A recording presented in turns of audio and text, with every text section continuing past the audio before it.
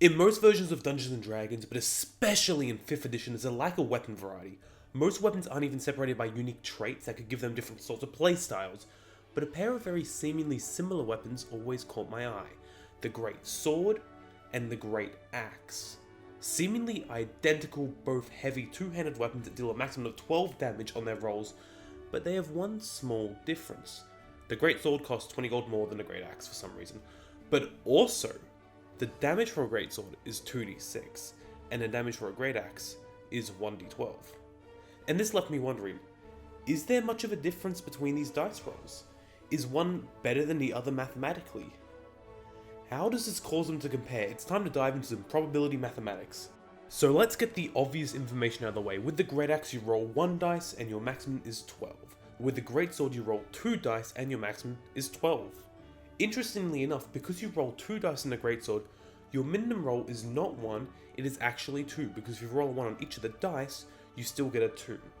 So the lowest possible roll on your Greatsword is better than the lowest possible roll on your Greataxe, which is a point in the Greatsword's favour. Another piece of information that might help us figure out which one is better is figuring out the average roll of a dice. If one dice has a better average roll than the other, it means they're more reliable. So to figure out the average roll for a Greataxe, all we need to do is add up all the different possible results and then divide them by the amount of possible results. So we add up 1 to 12 and then we just divide it by 12. There's easy ways to do this, but this is the best way to explain it.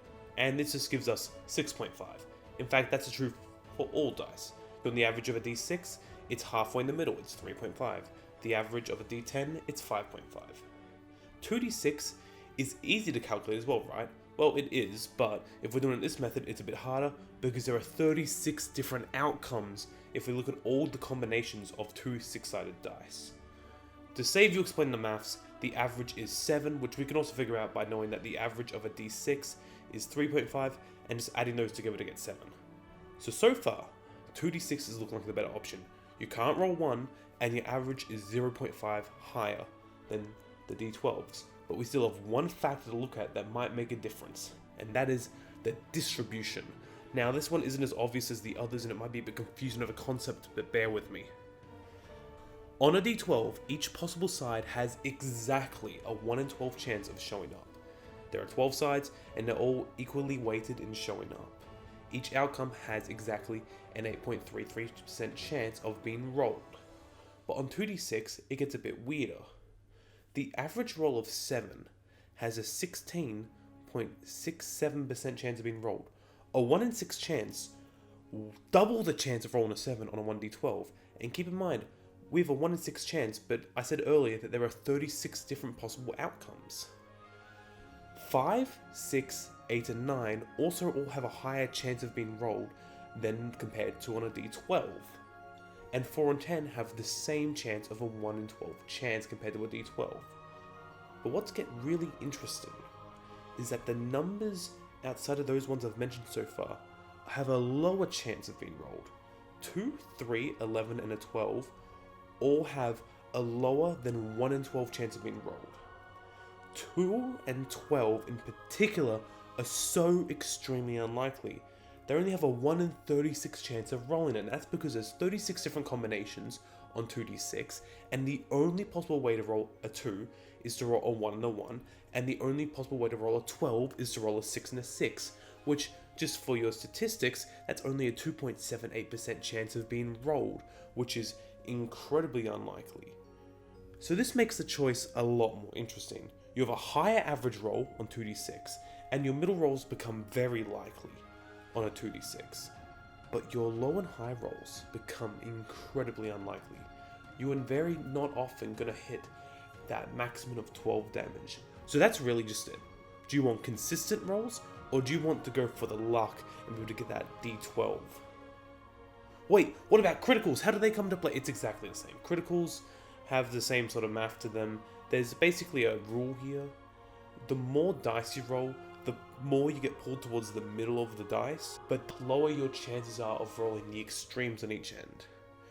We could try to figure out 3d4 for fun, which also adds up to 12, and it just ends up with the average being raised by another 0.5 to 7.5, and even less chance for a 12 to be rolled with only a 1 in 64 chance.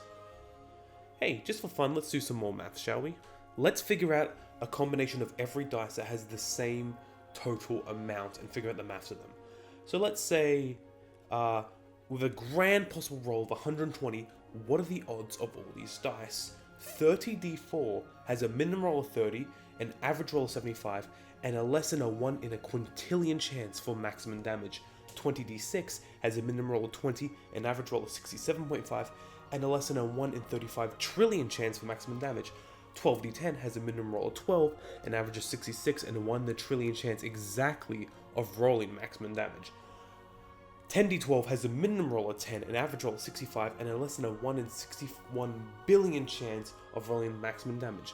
Lastly, 60d20 has a minimum roll of 6, an average roll of 63, and a 1 in a 64 million chance exactly to roll maximum damage. Honestly, with the maximum damage as low as it is on even the highest odds in this chance, I think you should just take the d4s just to roll the most dice. And also they have the highest minimum roll and they have the highest average roll, and again, it's a lot of dice.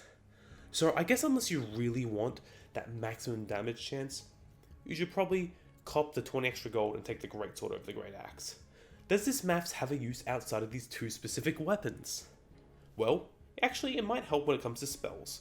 When it comes to spell scaling, you can kind of begin to consider how it affects compared to different numbers that add up to the same total amounts but are rolling different dice.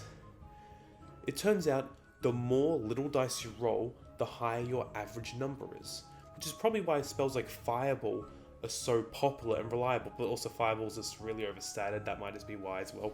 Thanks for watching the video. I don't make math videos often. I kind of really had a lot of fun doing this even though I'm not good at maths, and I'm thinking of some more ones I want to make. If you like this video, like and subscribe, that way I know to make more of them. Thank you so much for watching.